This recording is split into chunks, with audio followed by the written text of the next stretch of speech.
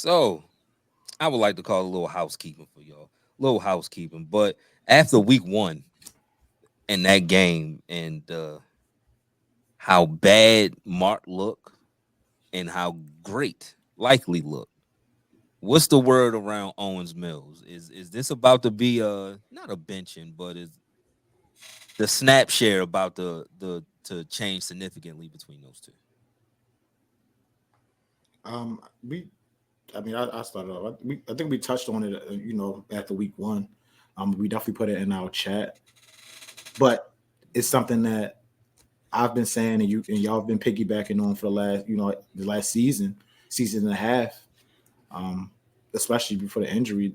That I mean, I don't think he's tight end number one no more. I mean, I've seen enough from Likely, where I think he needs to be. I think it needs part of the playbook needs to just be.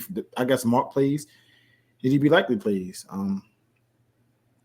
Granted, Mark has had a fantastic career here, a great career here for the most part. But I just don't see it anymore. When you can't block, when you falling down, just untouched because whoever the ghost of the car, whatever it may be. Um, I just don't see it. Now, does he have something left in the tank? Of course. He's an All Pro player. He was an All Pro player. He probably still can be an All Pro player. But for me, what I want to see with the Ravens, what I think what the Ravens want to do, I think Likely is the better option here. Because Mark can't block. The same thing I think Nick brought up on the last show, or Keith brought up on the last show, when Justice Hill is in the game, you know what's coming. Like that it's probably gonna be a pass play because just they not for some reason they not running the ball with Justice Hill. So like when Mark is in the game, you're probably throwing the ball, and if you're running the ball, it's might gonna be a short game because if he runs his side, he can't block. So it's just like I think Harbaugh is he's very loyal to his players, shows a lot of loyalty, but it's time to stop that. I don't think Mark Andrews is giving the Ravens the best chance to win over Isaiah Likely right now. I just don't. Well, in this case, I don't think it's a either or situation because they both played a lot together, right? So, Mark played 59 snaps, Isaiah Likely played 53, and I think Isaiah Likely was like 66% route participation when he was in the game. So, they ran a lot of 12 personnel, two tight ends, under center looks. So, I mean, they're getting the Gronk and Aaron Hernandez treatment right now.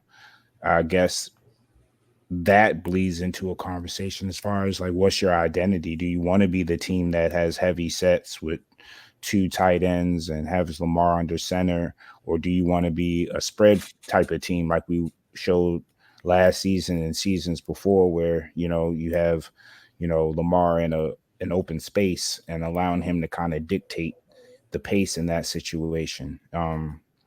Obviously with the tight end skill sets that we have, you want both of them to play as much as possible if we're going to have both on the team, because Isaiah Likely is a much better offensive weapon than a Nelson Aguilar or a Bateman per se. So you're going to want to have both on the field if you have both, but we're going to have to figure out what type of team we want to be, because while both are on the team, um, we're gonna have to figure out a way to utilize both and not just have it so that it's just one having a breakout game and the other one is kind of quiet. If we can get back to using both in tandem, not just running routes together, but also being threats together. Mark has to hold his end of the bargain in that situation. I don't know if it was just a situation where he just didn't practice all season, had a car accident, working his way back mentally from getting his leg broke. Um, could be some jitters there and some rust and attrition there, but also it's not to be understated that Lamar Jackson's favorite target, when he gets in trouble, he's not looking for Mark anymore. That used to be the guy he looked at. Now he's looking for the athletic freak, that looks like him and is making plays for him too. So, we always talk, well, I always talk about earning your quarterback's trust. Last year it was we have Odell Beckham. That's why Rashad Bateman isn't getting the ball. Well, no, Rashad Bateman wasn't getting the ball because Lamar didn't trust him. He didn't make the plays when given opportunities. So at a certain point, a quarterback not going to throw you the ball, especially when he's under duress. In these situations, Isaiah Likely's boxing people out, getting jump balls, making plays after the catch, blocking for Lamar when he needs to, in open space. So that's the biggest thing for me is like, I think Isaiah maybe leapfrog Mark in the Lamar trust depth chart. And I think that matters more than anything. But, if that's the case, to Key's point, and then, just in general, like what value does Mark bring if he's not the most trusted guy that's on the field? Because, in that case, he's just running around. Right. And I was about to say, I agree with everything you said. It's just, I haven't, before Mark injury last year, I haven't seen them produce together on the field. I haven't seen it. Like I haven't seen both of them go off for, 80 yards and one had 50 yards, a touchdown. I haven't seen it. And like I said, it's only one game this season, so the jury is still out on Mark Andrews this year, of course. We're not going to rush to judgment about it, but for that contract that he's playing, we need more production for that contract. That money could be definitely spent elsewhere if we don't get the type of production that we gonna get, if we gonna see him just missing blocks and stuff like that. But yeah, your point is well taken. It does not have to be evil. Like you say, if they're going to have the identity where they are running star personnel, then they need to find a way to use both of them. I just don't know. I haven't seen it. We haven't seen it yet. I don't think any of it. We ain't none of us seen it. Yeah, and you talk about trust. Likely led them with 30% of the target share passes on Thursday night. So, he's gained Lamar trust, obviously, but to see Mark and Likely on the field, I think I read a stat like they were on the field. Let me just pull it up just to be 100% sure. But Mark and Likely were on the field for 21 plays in the first half. The most plays they were on the field together last year was 16 for an entire game. So like Nick alluded to, you're going to really see that 12 personnel. But if Mark can't stretch the field or be of value, then I think at some point it's got to be addition by subtraction. Like he just may find his way out the fold because Zay just proven himself to be too explosive at this point. And right, and to your point is like if he's there and he's playing under a contract and with what he's meant to Baltimore, is like, okay, are you gonna force him the ball? Like, do you make sure that so is Monk going to still call plays to him just because he's Mark Andrews? He's going to have a package of game probably. So it's like, are you going to call plays? This is why where's Hayden Hurst? You see, give me back, bring me back Hayden Hurst. He with Greg Roman and the Chargers. They got all the former Ravens. Yeah, he did too. Damn. Just let Hayden Hurst block, and you don't got work. He ain't complaining about. Mark hasn't complained, but just let him block, and you just keep moving. So Isaiah Likely's 2024 cap hit is 1.1 million and some change, compared to Mark Andrews, who's 16.9 million 2024 cap hit. So again, we talking about utilization. If Likely is going to be that guy that is not only making plays for Lamar, but is the more athletic option, he's harder to defend. We saw last year when we went on that run towards the end of the season, Isaiah Likely was the tight end, and he was the guy making plays throughout that stretch. It's just a different wiggle that he has than Mark. Mark, he's a vet. Maybe he's lost some. Maybe DNA's creeping in. I don't know, but Isaiah Likely has those he got the supercharged jets right now. And when you have that much difference in a cap hit, it's like, I'm getting this type of production for 1.1 and this type of production for 16.9. At a certain point, you got to do the math. Like, to me, like I said, Mark Andrews is an all-pro player. He's had great success here, but I think we all watch a lot of sport. Isaiah Likely looked like one of those ones. Like he looked like one of those guys. Like he's gonna be a guy. Like, you remember that Dolphins catch last year? Yeah, like he looked like he's gonna be like he looked like you can line him up anywhere on the field, and he can literally do everything. He can block, he can go long, he can catch a screen pass. He goes up and gets it too. Yeah, he can be a matchup nightmare. Let's put one of them small safeties on him or something. When we talking about tight ends, like when we talking about the top tight ends in the league, like Isaiah Likely is starting to get in that conversation. Like his running after the catch, his running catch ability is his catch and run ability is just crazy. And the thing about Mark, if it's not on his number or something easily available to him, it's not always a foregone conclusion he's going to come down with the pass. I think the thing about Likely that is intriguing for Lamar is you just got to look at the players around Lamar. Who out there is big and will make a play on a jump ball situation? Because it ain't Zay Flowers, Rashad Bateman. No. Aguilar, no. So Isaiah Likely is probably one of the few that will go up there in a one-on-one situation where he's not totally open and Lamar's running for his fucking life. Where if Lamar throws it up, or even on fourth down, or not fourth down, but the last play we saw of regulation, Lamar was in trouble. He was under duress. Sometimes a quarterback needs a guy that's just going to go up and make a play, similar to a George Pickens yesterday, or some of these great receivers, Justin Jefferson down the field. Sometimes a wide receiver or a tight end's job is, even when the quarterback's wrong, is to make them look right. Yeah. And I think Isaiah is probably one of the few on the roster that can do that consistently.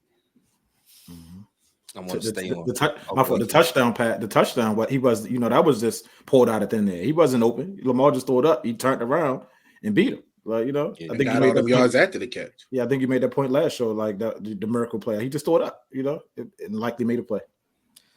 Want to stay on the identity point, Nick. You spoke about this briefly last week, but I did see a quote from John Harbaugh today. I love John Harbaugh quotes.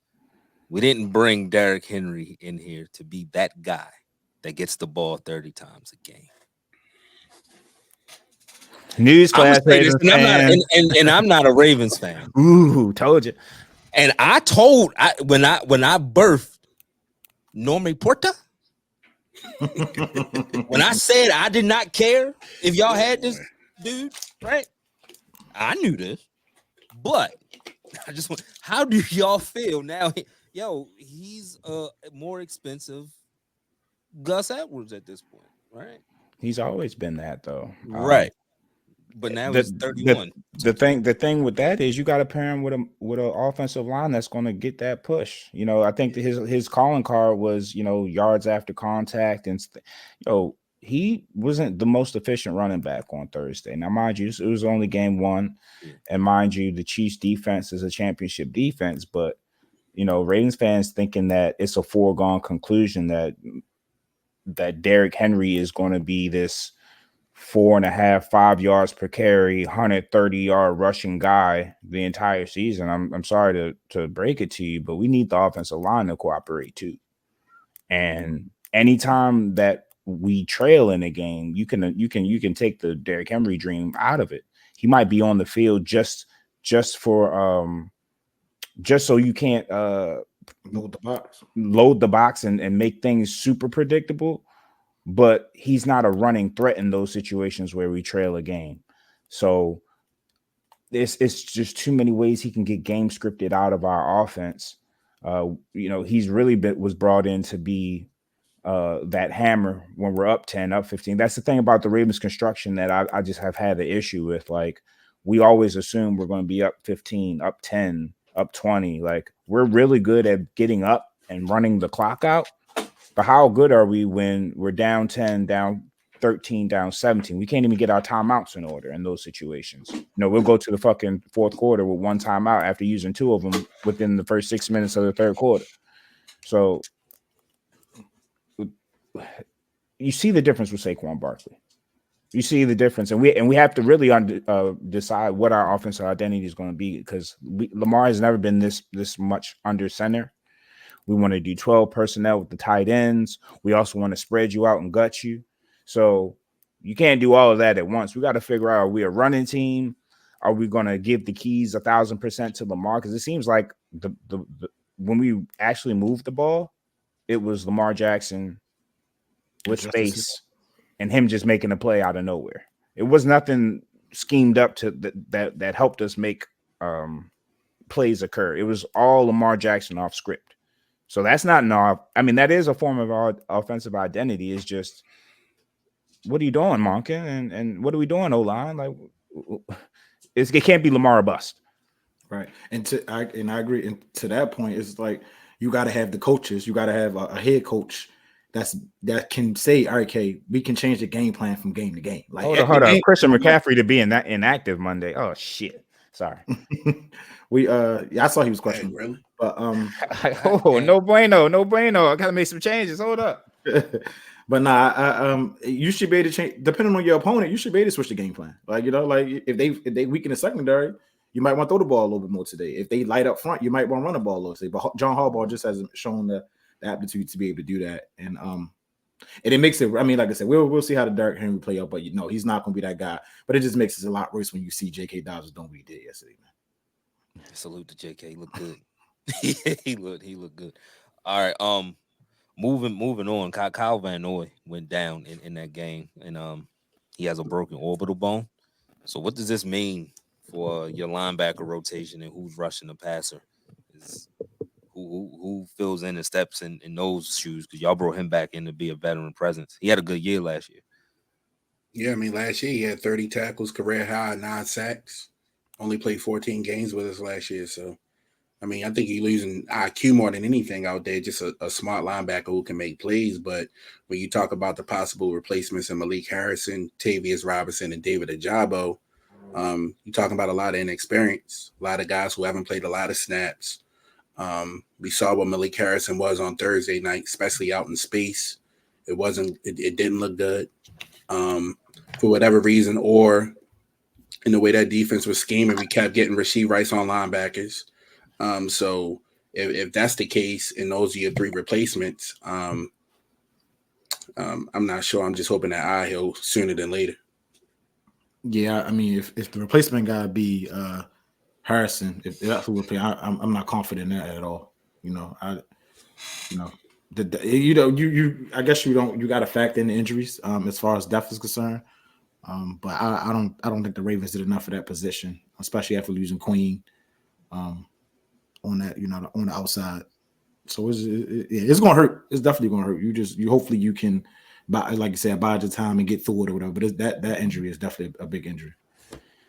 Yeah, I mean, people don't realize, especially like on some of the recent conversations about the team, like people got to realize this team isn't the team from last year. Yeah. Last year was a veteran team, a veteran bunch, an experienced bunch. This team is not. We're young at a lot of key positions, and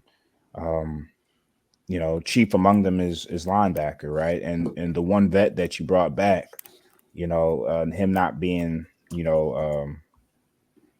him being a little banged up is not ideal, but it does give opportunity for other guys to kind of make their name. Again, it's an opportunity for people to play and to show what they can do out there. So they got to seize that, because this is normal NFL. We've seen the Rams try to retool on the fly, so to speak, with youth movements, and we've seen other teams. The core, as far as Lamar Jackson, Roquan, and a few others, they're intact, but this is an entirely different team, and we have to recognize that too. And I'm gonna go back a little bit on my Harrison comp, because Mahomes can make anybody look like that. So it's the first game of the season. Is you playing against Patrick Mahomes, so we'll see if he's gonna get better. But he definitely got to get better than he was Thursday. But Patrick Mahomes can do that to anybody. He can make the best. He made Roquan look like that. So it ain't like Roquan was looking crazy out there. Yeah, but I mean, he was missing tackles in space. That ain't Mahomes. He looked like a 2-pack of ass. I mean, just the matchups though. He looked bad. Just to get him on. Just to get him on. He looked bad. He not comfortable. Yeah, so you got. I mean, but like you said, we're gonna go back to Orr. You got to just put your players in a better position, man. Put your players in a better position. Roquan talked too much, so he got to get that. He talked too much. I'm not used to that from y'all. Like, y'all don't talk. Roquan do talk too much. I'm used to talking, but I'm used to like the bone.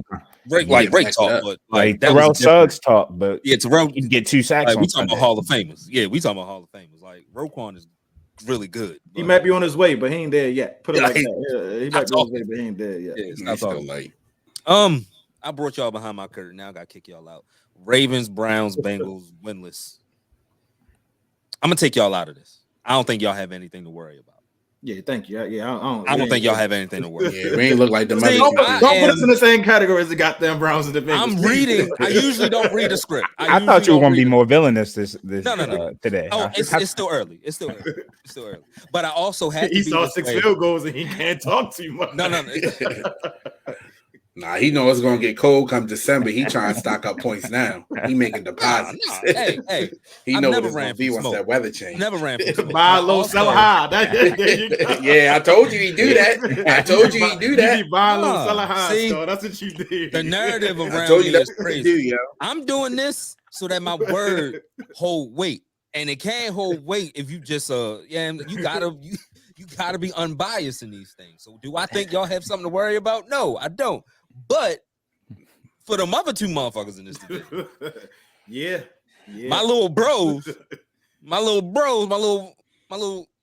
Browns and Bengals, out of those two, who has the most to worry about? They both got shit to worry about. Who got the most to worry about? I say the Bengals. Do you? That's Huh. a good call. Why you say that? Why you say that? Oh, yeah. Well, first you got two disgruntled wide receivers who want to get paid, Higgins and Chase. Yeah. Those your cash cows who Burrow got. Burrow wasn't even looking at Chase yesterday for whatever reason that was. It was a couple plays they pulled one that last drive of the fourth quarter. Chase wide open, didn't even look his way. And two, I just think their defense isn't that good. The Browns at the end of the day can fall back on that defense if they can run the ball efficiently. I just don't think the Bengals do anything good. Yeah, I think you can't lose to the Patriots if you're supposed to be a Super Bowl contender and you lose to the Patriots week 1. Rookie head coach. Shout out to home. Mayo. Yeah, shout out to Gerard Mayo for sure. We'll get there, but yeah. Yeah, I mean, I'd be more worried about the Bengals right now to answer your question. I mean, I'm more worried about more so the Browns, and I'll tell you why. But I get your point about the Bengals, and they've been saying this for the last 2 years. They not as good as they were. Like they coming back a little bit down to earth now. So I'm seeing Geno Stone out there. I'm like, yeah. Come so on, it's man. like, but that was your man. That was your man. Right. He made plays with Mike McDonald. He don't look like that without McDonald. I just think the Browns got more to worry about because they invested so much in Deshaun Watson. And they have no draft picks. They look like they don't have a quarterback. So it's like, so I think even it don't matter how good your defense is. We didn't see Kyle Bowl in the Ravens. It don't matter how good your defense is. If your offense can't do anything, if your offense is inept and you keep on giving your defense short fields and they in the field losing time possession 30 to whatever, 40 to whatever, you're going to lose the game. No defense can stand on the field 40 minutes, no matter how good you are, and not get tired. Myles Garrett, as good as he is, he's going to get tired. Denzel Ward, as good as he is, they're going to get tired. They're going to feel as much as he was. They can't get better. They can trade Deshaun. They can bench him, but what is that going to do? They can't get better. I just think the Bengals, if Joe Burrow is healthy, they gonna be okay. They gonna be all right. I think your point is well taken with that holy ass defense because it is holy, and you can run the ball in them any type of way. I just think the Browns, there's no way up for them. It's like the light at the end of the tunnel. There's no light for them because Deshaun Watson, unless he get better, they done. They done for years. I agree with Keys. I do not like Deshaun Watson. I never have liked Deshaun Watson. Deshaun Watson is proving me right every day. That is going to go down as the worst deal in NFL history. Mm-hmm. Point blank, period. And there is a way that they can get out from under Deshaun Watson, but I don't like Deshaun Watson as a player. As a human, I'm going to keep that, and I'm not going to put that out there. But there is a way. I'll let everybody do what you will. But oh, my bad. No, I'm just saying. But I say the Browns because you got $230 million tied in them. No draft picks. No draft picks. I'll go the Bengals mainly because the writing's been on the wall about Deshaun the last couple of seasons since his return from Freaknik. It's just the returns haven't been good. So they kind of knew that the product that they were receiving was stepped on, right? It wasn't the good yayo. It was some stepped on. And they knew they got. And I think they've been trying to navigate in a space in which they hope and pray the returns get better, but it just has not. You see players on the field, his own teammates not helping him up when he's on the ground, or not wanting help from him when they're on the ground. It's touch me with them nasty ass hands. Yeah, man. You don't know where them hands have been. Don't touch me. Is he a captain, Deshaun? Do you got to see on his jersey? I'm not. For a creep. If he did, shit. But saying all of that, I mean, I think the Browns kind of knew, like, especially when Joe Flacco comes in and the team looks completely different. I think you get a sense of, okay, this ain't what it's supposed to be. So hopefully they've been planning their escape hatch, so to speak. My issue and what I think is of greater concern is the Bengals aren't expected to have chemistry issues or any issues in in that regard. I mean, you have an owner that's cheap. That's not going to change.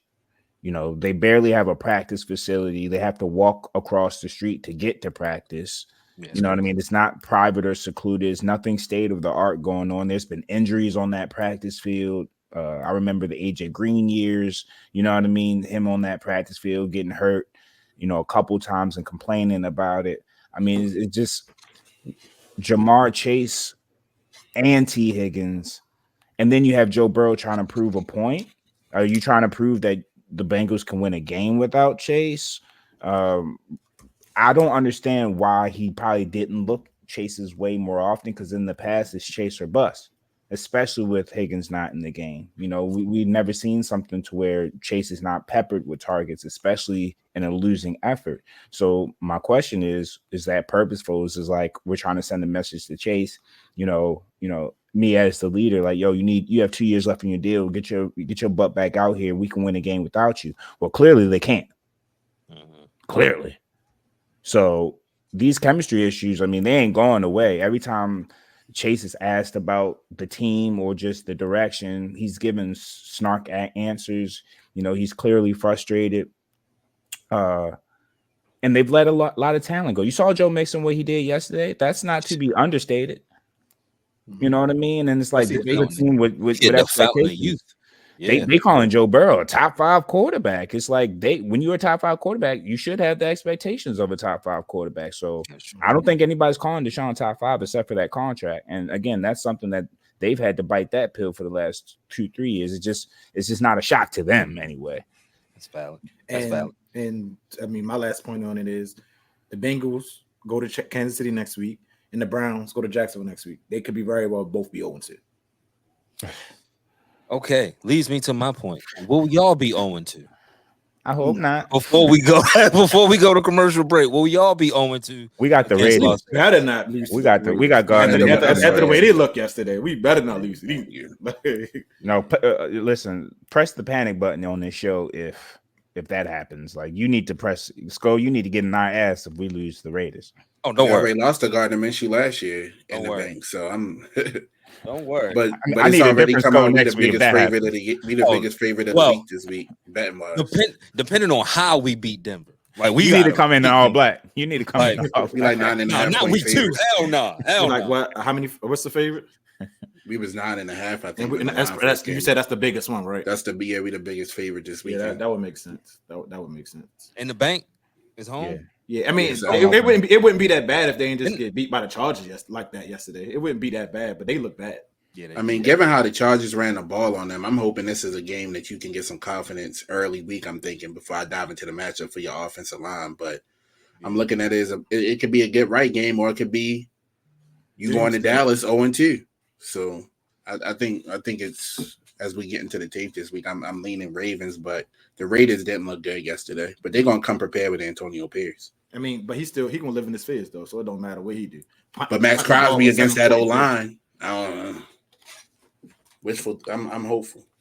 Yeah, but the Ravens should. It's a game that I don't know if they're gonna beat it by 9.5, but they should be okay. It shouldn't be.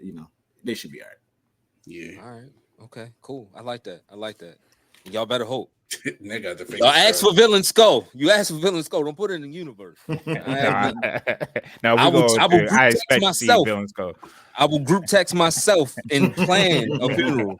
All right. That shit, and I will never forget that. All right. Shit, I wear all black with you. They lose to the Raiders. Let's go to the first commercial break. Nitty Gritty. When I want some sports news, Nitty Gritty is definitely who I'm tuning into, man. They show up each week with that uncut, that raw, that unfiltered sports news. They say the things that everyone else wishes that they can say, but they can't.